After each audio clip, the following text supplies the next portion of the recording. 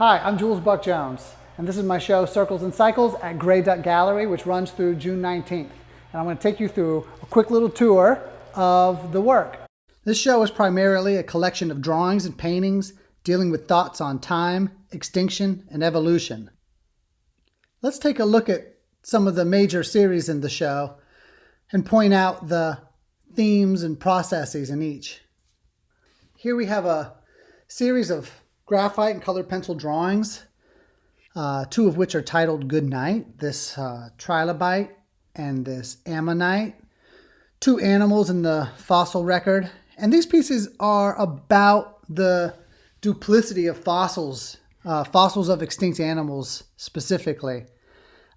There's something so contradictory to me about fossils. On one hand, you have this physical evidence of something that was alive, something that thrived, likely in large groups, part of the food web, part of the ecosystem. And then you have the reality that these animals no longer exist and never will exist again, not here on Earth or anywhere else in the universe. But here you have a fossil. You have this form forever frozen in stone. I try to convey this duplicity by depicting the animal half in grayscale and half in color, separated by this internal horizon line. The horizon line has that symbolic weight of some other world just out of sight, just out of reach, hidden by distance or mystery. In this piece, titled Same Old Song, you get a slightly different version of these thoughts. Here you have two animals separated by 100 million years who share quite a cool and interesting physical characteristic, this giant sail on each of their backs. I like thinking of the similarities and the differences of these sails. Evolutionarily, they developed and were positive attributes for each species for any number of reasons, whether that's locomotion or thermal regulation or mating.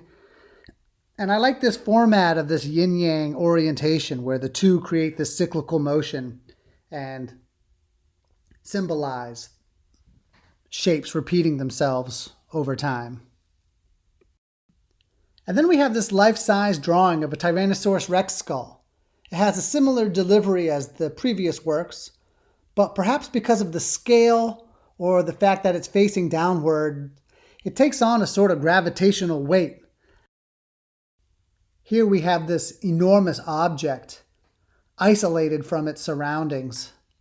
With the warm colors in the snout, the skull takes on symbolic properties of a giant asteroid, perhaps mimicking the actions that extinguished the species 60 million years ago.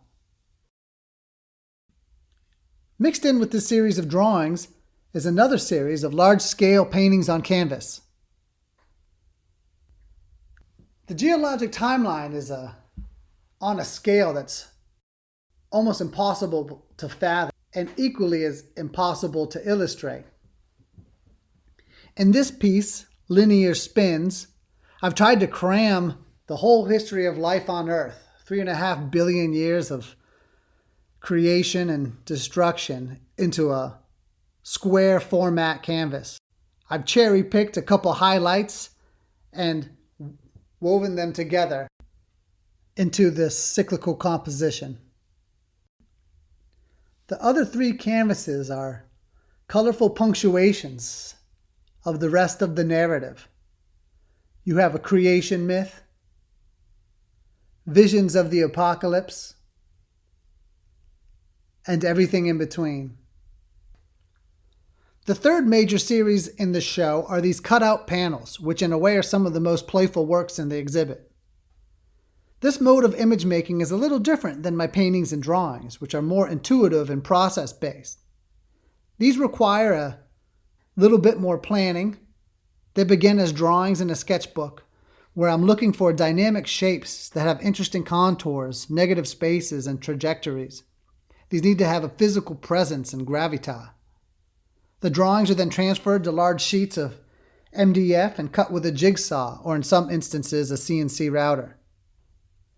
Then they're primed and painted, and once the painting begins, there's a lot of parallels to the process in the paintings. However, these shapes, with their finite outline, can really only be become one thing. Their fate is sealed. It's just a question of how to deliver that and in what painting or drawing language it will present itself. Again, these pieces deal with the building blocks of life, creation and destruction, and the magic in between. Sandwiched in between these works, I have a small sampling of video sketches, each taking a shot at conveying different concepts in short, playful ways with footage I've taken out in the field and shot in the studio. Lastly, I have this timeline piece. While creating most of the work in this show, which was made between January and May of this year, I relied fairly heavily on a small selection of field guides, including the Golden Guide to Fossils. This piece developed alongside all of the work in this show. In between some of the larger pieces, I'd sit down and flip through the book, redrawing some of the illustrations I'd see in it on this sheet of paper in a pseudo-chronological order.